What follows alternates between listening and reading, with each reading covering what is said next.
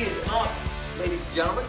Bob Garvey with the Bible Strength Project, here with another episode of our daily Bible breakdown, where we're doing two things. One, we're lifting up biblical truth to help us get stronger mentally, physically, most importantly, spiritually. Two, we're reading through the entire Bible in a year. Who does that? We do. Congratulations. Hey, just getting a couple extra burpees in. Hopefully you're getting your fitness in as well. Don't want to distract you. Stuff in the background. So we'll put a better background here. As you can tell, you know where I am? I'm in the basement of blessings. Basement of blessings. You might also tell it's rugby week. Rugby week. Headed up to Saranac, New York on Thursday for the Can-Am rugby tournament. Friday, playing with the Wild Rovers over 35 group, the old guy group. So that's pretty cool. Hey, here's a rugby fun fact.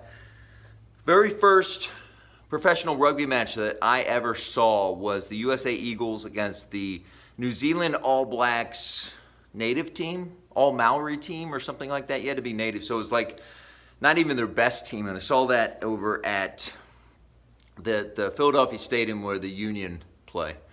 First match I ever saw, and it was a stunning display of violence. My jaw was like this the whole time. I thought rugby players like kind of tackled gently and nicely. You have these huge, massive dudes smashing full speed into each other. I was stunned. Love at first sight. Wow, you're broken, dude. Yeah, really broken. Pray for me. Anyways, you gotta play to understand. So, rugby week. I have my Millersville Marauders rugby jersey on. I've never played for the Marauders, but my good friend Braden Story gave me this jersey. He said, "Here you go, little guy. You get to wear that because I don't need it anymore." So that's pretty cool. Rugby week, Basement of Blessings. Hey, guess what today is too? It's Swole Wednesday, so send us your pics of your swollenness today. Now, come on, everybody needs to get involved. And send us your picks. Here's a couple from last week. Let's see who we've got. We've got Tech Guy blowing up. Look at this dude. He is shredded. Attaboy, dude. Love it. Here's me getting a little swim time. Swimmy time laps. Boy, that's good cardio, right? Good cross training. Here's a picture of Adam doing his chocolate milk blog. Although there has been some questions, is this really Adam or not? We're not positive. Adam's actually bigger. And finally, here's a rugby pic of me, looking really joyful and happy, which is, I always have a smile on my face when I'm on the rugby pitch. So there you go. Send in your Swole Wednesday pics. Please don't be shy. We need your swollenness. Today's Bible reading is 2 Kings chapter 18, verse 9 through chapter 19, verse 37, Psalms 46, 80, and 135. All right, you probably have recognized the scene in 2 Kings, right? You're like, man, it sounds really familiar. Yeah, we just read about it in Isaiah chapters 37 and 38. 2 Kings tells almost the exact same story. There's a couple details that change, but almost the exact same story. What I want to talk to you about today is from one of the Psalms we're reading, Psalm 80. Now listen, this is kind of a sensitive subject. I'm going to step on some toes right now because that's what a good pastor, a good spiritual leader does. They step on some toes. So you might want to get in your safe space. You might want to put on your safety bubble, your bubble wrap of spirituality right now because I'm going to step on some toes. It's going to sting a little bit. Let me start by saying this. Listen, let me start by saying this. I think you're great. I do. I really do. I think you're smart, you're funny, you're kind, you're doing your best to live a life that honors God, and you're helping others. I want you to know that. I think you're great.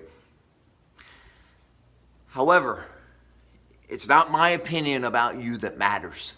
I'm not the yardstick that you or I should be measuring ourselves against, right? It's God that we should be measuring ourselves against. His standards. And you know, when we measure ourselves against His standards,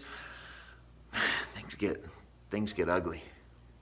Like we're not even close. We're like a million miles off. Now, before you start to feel bad and sad and all that stuff, don't. It's not that we're that bad. Listen to me. It's not that we're that bad. It's that God's that good.